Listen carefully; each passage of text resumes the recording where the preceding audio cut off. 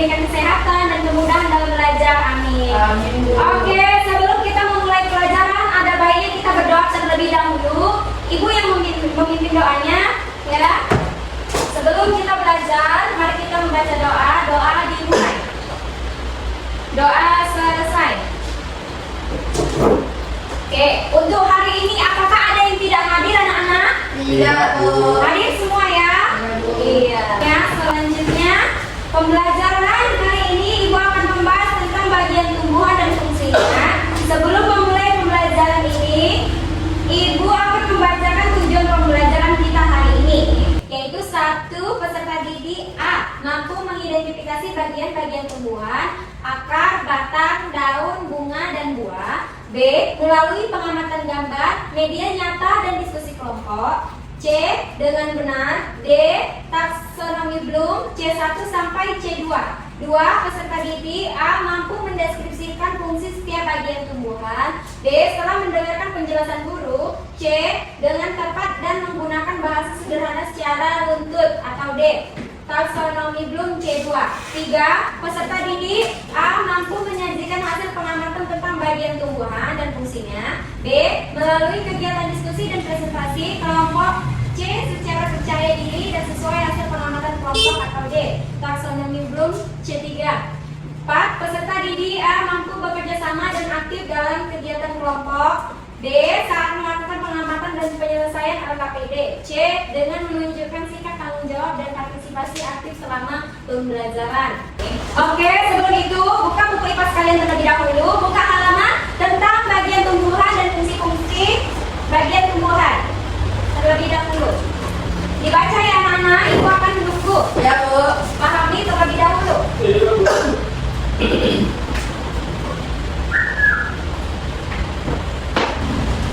Oke, sudah siap anak-anak membacanya? Ya, Bu. Iya, berarti baik, pasti kalian tidak asing lagi dengan kata tumbuhan. Ibu ingin bertanya, siapa di sini yang pernah menanam tumbuhan di rumah? Ya, Bu. Iya, Fajar, kamu pernah menanam apa, nak? Saya tanam bunga mawar dan bunga nanas bersama ibu saya, Bu. Oh iya, hebat. Dan apakah kamu sebelumnya pernah menanam tumbuhan yang dari biji, Fajar? Pernah, Bu. Apa saja itu? Tomat, Dan? timun. Iya, bagus. Oke, bagus sekali ya, nak. Nah, jadi anak-anak, ada pula jenis tumbuhan yang tanpa biji dan ada pula yang berbiji. Seperti yang disebutkan oleh teman kalian, ya, bahwa tumbuhan yang tanpa biji itu ada seperti tumbuhan bunga, contohnya bunga mawar, kertas, dan lain-lain.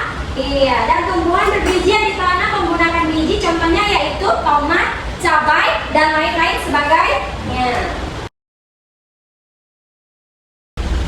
Oke, sebelum Ibu melanjutkan pembelajaran kali ini, Ibu mau kamu perhatikan gambar yang ada pada laptop ini. Amati pohon yang berdiri tegak ini ya, nak. Ya, Bu. Oke, sebelumnya lihat pohon yang berdiri tegak ini ya, nak.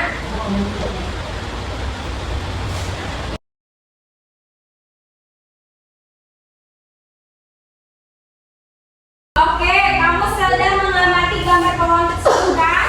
Sekarang Ibu akan bertanya kepada kalian, mengapa pohon bisa berdiri tegak walaupun ada angin kencang? Siapa yang bisa menjawab? Saya, Bu. Ya, silakan Alwi. Pohon bisa berdiri tegak saat angin kencang karena memiliki sistem perakaran yang sangat mencengkeram tanah serta jaringan penyokong internal yang kuat, Bu. Wah, betul sekali Alwi. Hebat kamu. Jadi, sistem perakaran akan bertindak sebagai jangkar. Pola akar yang luas dan dalam menyebarkan beban tiupan angin sehingga pohon tidak mudah tumbang. Sementara batang yang fleksibel ini, nah, batang memiliki kelenturan alami untuk membungkuk dan menyerap energi angin sehingga mengurangi tekanan pada struktur pohon. Dan yang terakhir adanya jaringan penguat yang khusus seperti Sleurenkim dan Polenkim memberikan kekuatan struktural pada kayu sehingga batang tetap kokoh menopang atau cabang dan daun. Oke, setelah Ibu jelaskan tadi dan yang sudah dijelaskan oleh Alwi teman kalian, setelah mendengarkan penjelasan dan mengamati gambar, apakah anak-anak pernah memperhatikan apa saja tumbuhan? Saya Bu. Ya, silakan Najwa. Akar, batang, daun, bunga, buah, dan biji. Oke, bagus sekali jawaban kamu Najwa.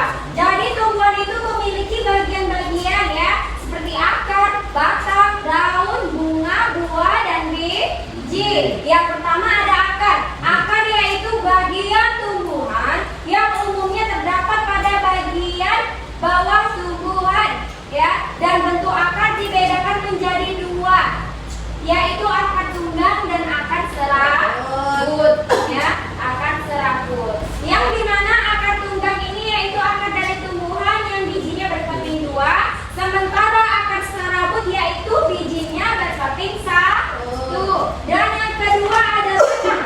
Batang ini merupakan bagian tumbuhan yang berada di atas tanah, dan terdapat beberapa jenis batang yaitu batang berkayu, batang rumput, dan batang basah. Yang dimana batang kayu yaitu batang tumbuhan yang terdiri dari kayu, misalnya pohon mangga.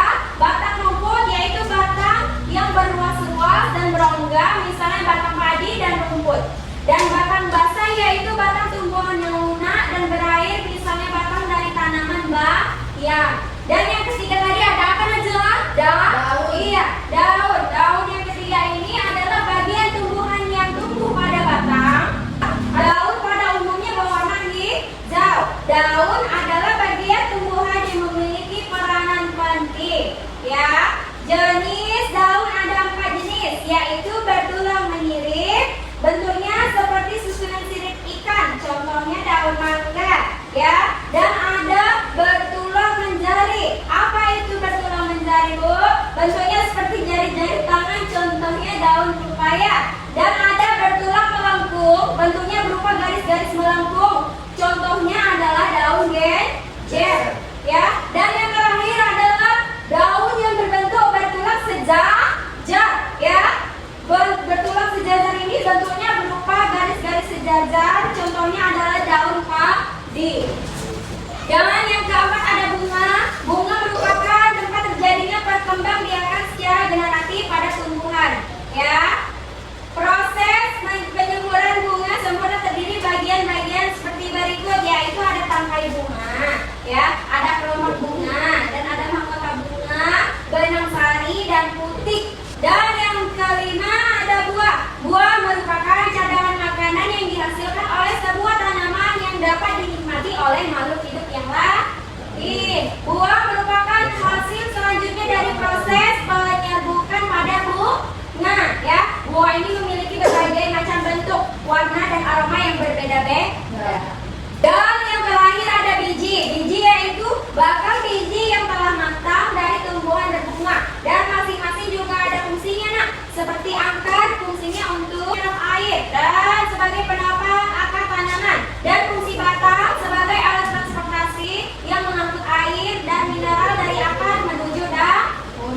Oke, apa yang sudah Ibu jelaskan tadi paham anak-anak? Iya. Sekarang di tangan Ibu sudah ada lembar soal yang harus kamu diskusikan. Ibu beri waktu 10 menit untuk mendiskusikannya, ya. Sekarang Najwa silakan kemari untuk membentuk kelompok, nak. Pindah kemari, sini tolong.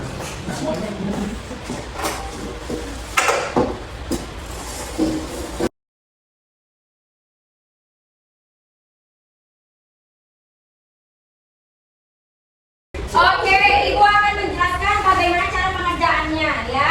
Pada bagian lembar pengerjaan ini, ya, ada bagian tumbuhan dan fungsi bagian tumbuh. Iya, nanti gambar yang sudah Ibu sediakan seperti akar, batang, daun, bunga, buah, dan biji kamu tempelkan di bagian tumbuhan. Lalu tuliskan apa fungsi bagian tumbuhan tersebut. Paham, nak? Paham. Iya. Nanti dibuat nama kelompoknya, ya, nak. Sudah, kerjakan dengan baik.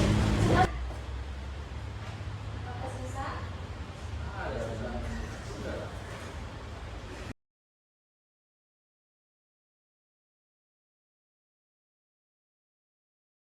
Oke, semuanya sudah selesai, nak?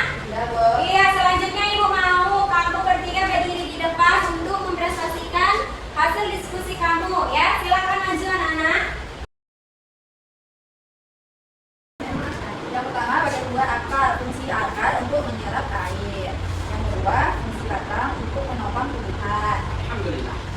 Yang ketiga ada daun berfungsi tempat terjadinya fotosintesis. Kemudian yang keempat fungsi bunga alat berkembang biakan tumbuhan.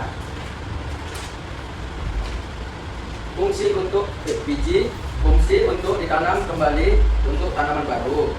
Fungsi buah untuk melindungi biji dan dimakan sampai kenyang. Oke, bagus sekali. Di sisi kamu beri tepuk tangan untuk kita semua.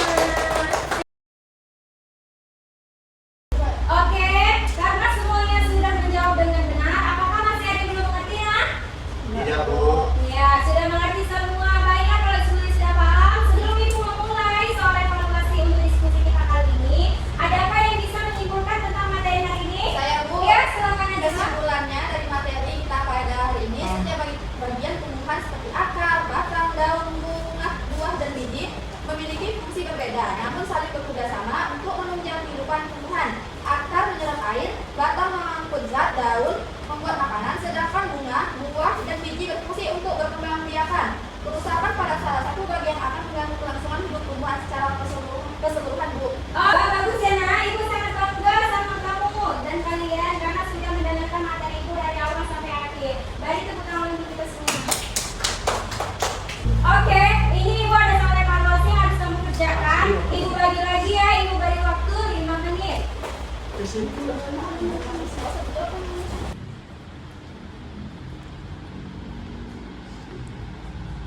siap, Bu? Oke, Nak, boleh dikumpul.